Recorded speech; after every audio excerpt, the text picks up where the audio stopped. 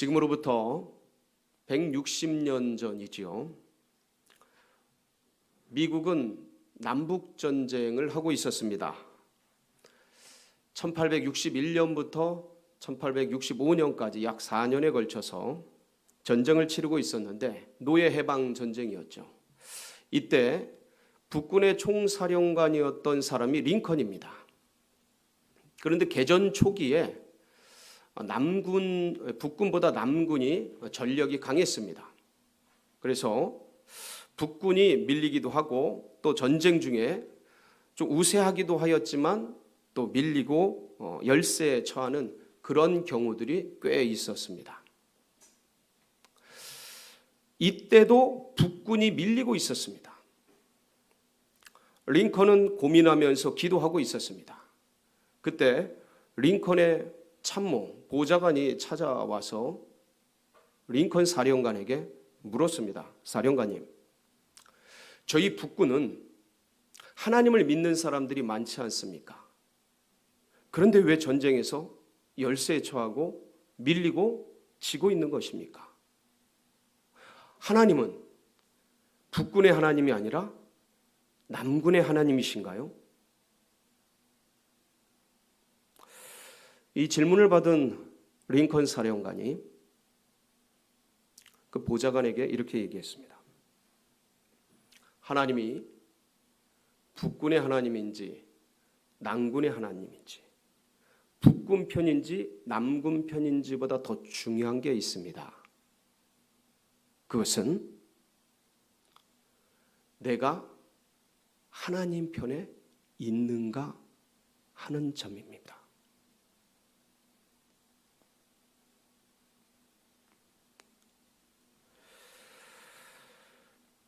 여러분, 우리는 지금 하나님 편에 있는 거 맞습니까? 우리 개개인은, 우리 나라와 민족은, 이 사회는 하나님 편에 있습니까? 오늘 이 비유를 생각하면서 과연 우리가 하나님 편에 있는가? 우리가 다시 한번 돌아보면서 그러면서 하나님이 함께 할 때에 어떤 역사가 일어나는가? 하나님이 함께 하려면 우리는 어떻게 살아가야 하는가에 대해서 오늘 이 이사야서 본문의 말씀을 가지고 함께 상고하면서 은혜 누리도록 하겠습니다. 오늘 말씀 이 이사야 41장 본문은 우리 성도님들에게 굉장히 잘 알려진 본문입니다. 두려워하지 말라. 내가 너와 함께함이니라. 놀라지 말라. 내가 네 하나님이 됨이니라. 내가 너를 굳세게 하리라. 참으로 너를 도와주리라. 참으로 나의 의로운 오른손으로 너를 붙들리라. 41장 10절 말씀 많은 분들이 외우고 그리고 굉장히 좋아하는 그런 말씀입니다. 그런데 문자적으로도 굉장히 아주 힘이 되고 도움이 되는 그런 말씀입니다. 그런데 이 말씀 이면에 역사적 배경이 어떤 것이었는지, 이 당시에 이사야가 이 말씀을 예언적으로 할 때 도대체 어떤 일들이 일어났었는지, 그리고 과연 어떤 상태에서 이 말씀이 선포되고 있는지를 우리가 구체적으로 더 알면 이거는 어떤 피상적인 힘, 피상적인 믿음보다 더 깊은 세계 속에서 이 시대 코로나로 또 여러 가지 경제적으로 여러 가지 인생의 삶의 고난으로 인해서 어려움을 당한 우리들에게 보다 깊은 힘과 위로와 소망과 능력이 되는 그런 말씀이 될 것입니다. 이사야는 여호와는 구원이시다라는 뜻입니다. 이사야 선지자가 하나님께 부르심을 받을 때가 우시야 왕이 죽던 해입니다. 이사야서 6장에 소명기사가 나오죠. 우시야 왕이 죽던 해는 BC 739년으로 기록이 되어 있습니다. 그런데 이때 하나님께 부르심을 받아서 BC 680년까지 약 60여 년간 예언 활동을 하게 됩니다.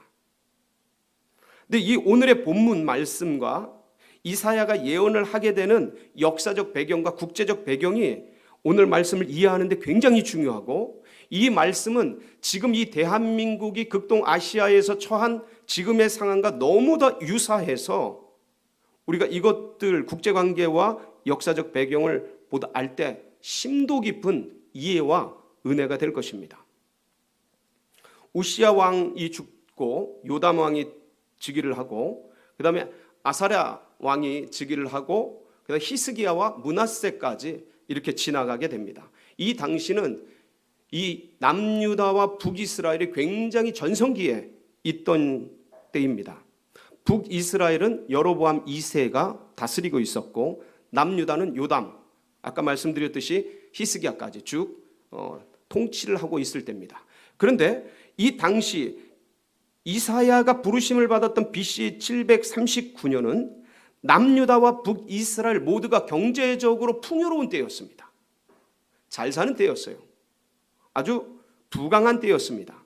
그런데 그때 그 부강한 나라에서 이사야가 일어나서 예언을 하기를, 이러한 예언들을 이사야 66장의 전체 예언들을 쭉 풀어갔던 것입니다. 나라가 부강하고 잘 살고 재산들이 많아지니까, 그런데 그렇게 경제적으로 풍요하지만 윤리와 도덕적으로는 땅바닥으로 꺼지고 종교적으로는 무너지고 있었던 그런 세대였습니다. 그러면서 국제적으로 어떤 역사가 있었냐면, 애굽이라는 나라는, 전통적인 강호 애굽은 내란이 일어나고 자중질환이 일어나서 힘이 빠지고 있었던 때입니다. 그런데 그와 결을 같이 해서 북쪽에 있었던 아수르라는 도시국가가 제국으로서의 힘을 일으키면서 팽창하며 일어나던 그런 때입니다. 그러니까 전통의 강호 애굽은 약화가 되고, 새로운 이 고대 중근동의 패자인 아수르가 일어나던 때예요. 그러니까 아수르가 일어나고 제국화되는 것을 보면서 그 아수르 밑에 있던 아람이란 나라가 굉장히 위협을 느낍니다. 그래서 위협을 느낀 이 아람이란 나라가 남유다와 북이스라엘의 우리 동맹에서 저 아수르, 지금 힘을 얻고 바로하고 있는 아수르를 막아내자 라면서 동맹을 제의합니다. 근데 그때 북이스라엘은 아람과 함께 동맹을 맺어서 아수르를 대적하지만, 남유다는 아수르와 친교를 맺으려고 거부를 합니다.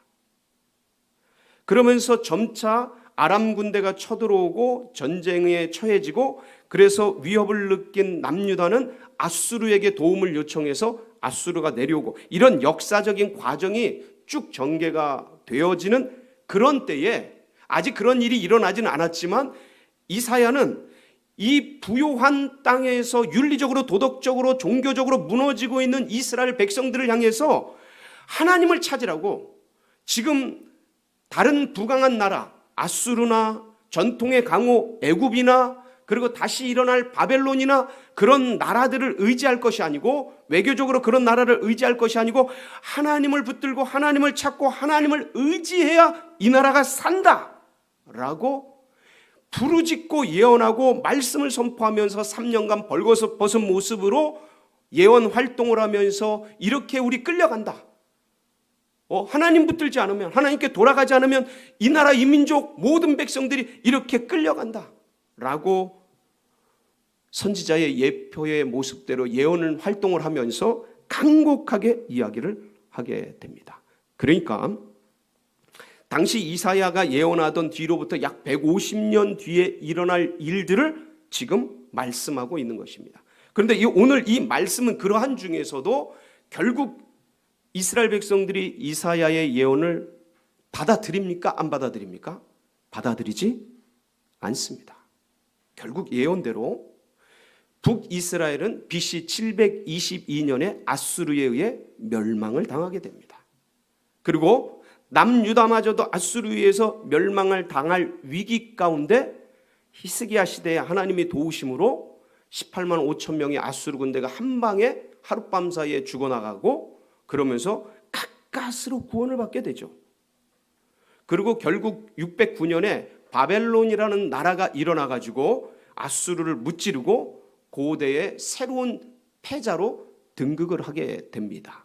근데 이 바벨론에 의해서 남유다마저 BC 586년에 멸망하게 됩니다. 그 멸망당한 이스라엘은 이스라엘 주요 엘리트들이 마치 북어 꼬듯이 그렇게 꼬여져 가지고 바벨론에 의해서 끌려가서 저 바벨론 제국의 포로로 생활을 하게 됩니다. 이게 그 유명한 바벨론 포로 70년의 삶인 거예요. 그렇게 된 이스라엘을 지금 예언적으로 이사야가 보면서 북이스라엘은 722년에 아수르에 멸망당하고 남유다마저 BC 586년에 바벨론에 의해 멸망당한 채 바벨론 제국 각처에 70년 동안 포로로 끌려가서 디아스포라 흩어진 유대인의 삶을 살아가는 그러한 때를 예언적으로 바라보면서 지금 말씀하고 있는 겁니다. 비록 그렇게 찢어지고 나라가 흩어지고 쪼개지고 멸망당했을지라도 하나님을 붙드는 자, 하나님이 함께하는 자, 그들은 과연 어떻게 될 것이냐면 오늘 이 말씀과 같이 될 것이라는 거예요.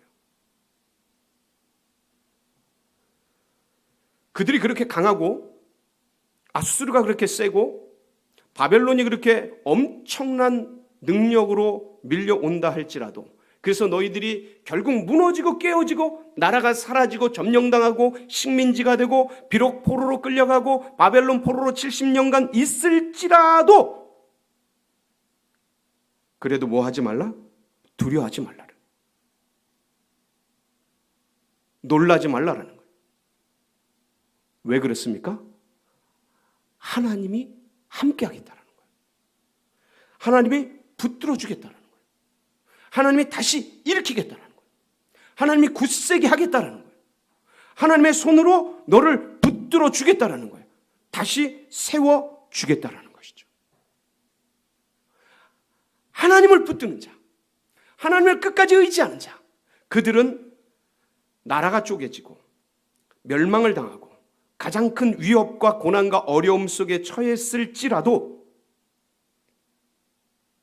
하나님이 같이 계시겠다는 거예요.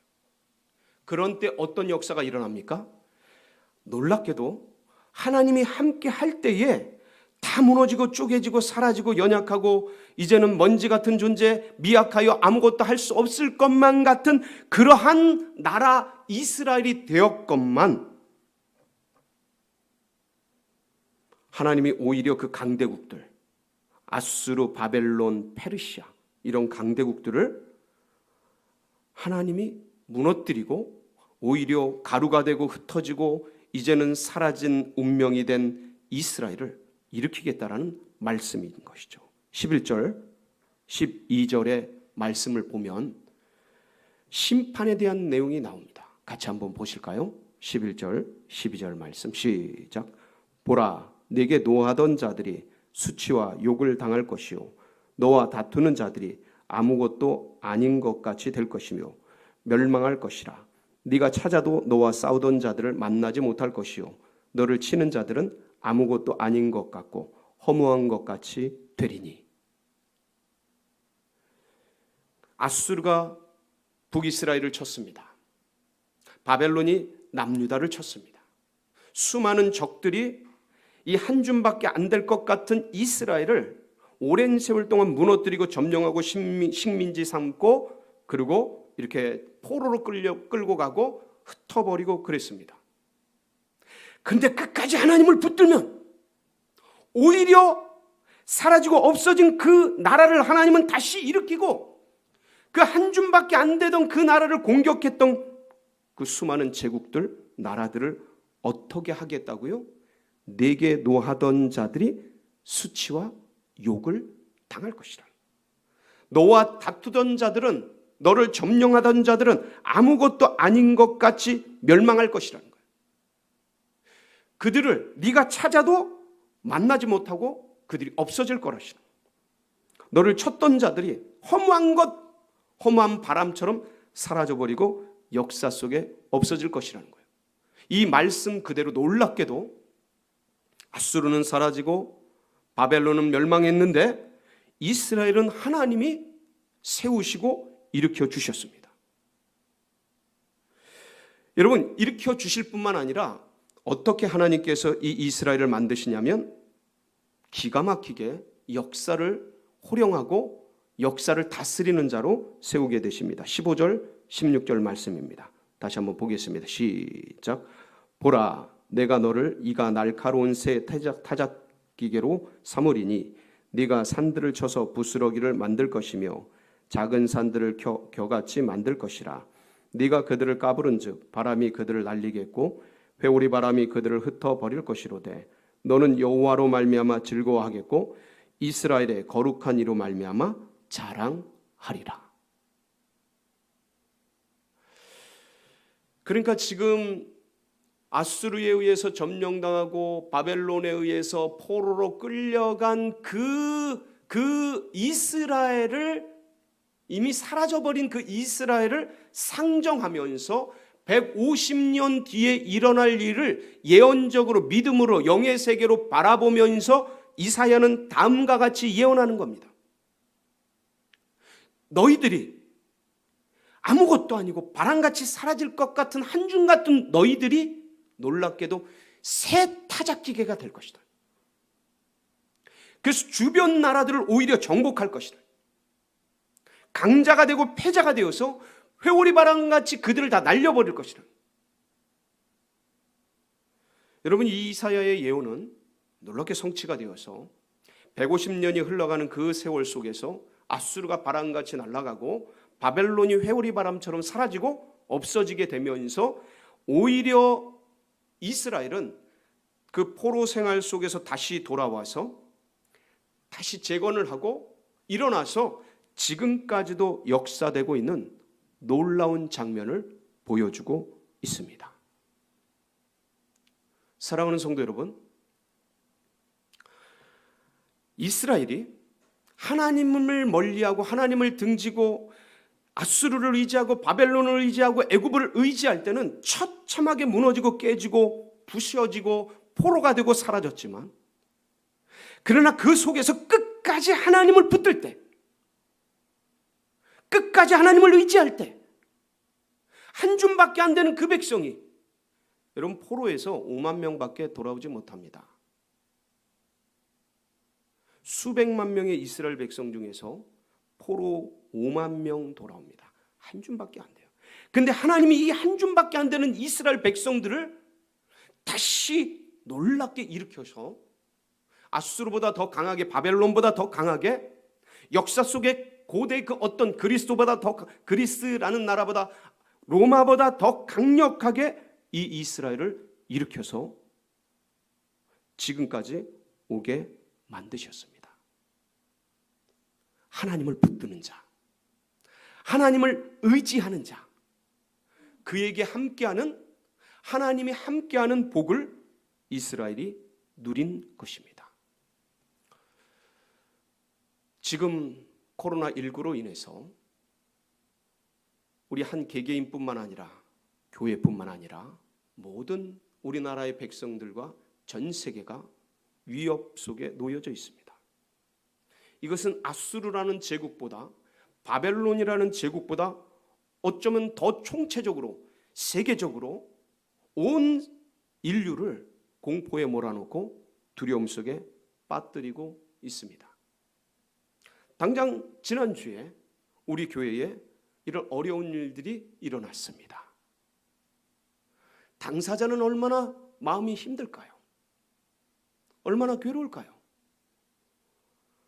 얼마나 민망하고 참 어려울까? 그런데 한 개인뿐만 아니라 한 교회와 한 나라와 민족, 세계 열방, 그 어떤 존재와 어떤 공동체든지 그 어려움 속에서, 그 힘든 일 속에서, 그 괴로운 일 속에서, 그 답답한 일 속에서 주님을 끝까지 붙들 때 오히려 그 일들이 하나님 살아계심을 드러내는 놀라운 역사가 될 수 있는 것입니다. 여러분, 이번에 이런 일들을 겪으면서 놀랍게도 사실은 저 개인적으로는 교회가 폐쇄되거나 확진자가 일어났으니까, 아니면 어떤 정부 당국의 어떤 조치나 이런 걸 통해서 교회에 어려움이 될 줄 생각하고 있었습니다. 그런데 너무 감사하게도 보건당국이 얘기하는 거예요. CCTV가 다 있고 촬영이 다 돼 있고 사진들이 다 찍혀 있지 않습니까? 그걸 보더니 당사자뿐만 아니라 모든 사람들이 다 마스크를 썼기 때문에 기본적으로 안전합니다. 그리고 저희들이 제출한 명부들이 다 있습니다.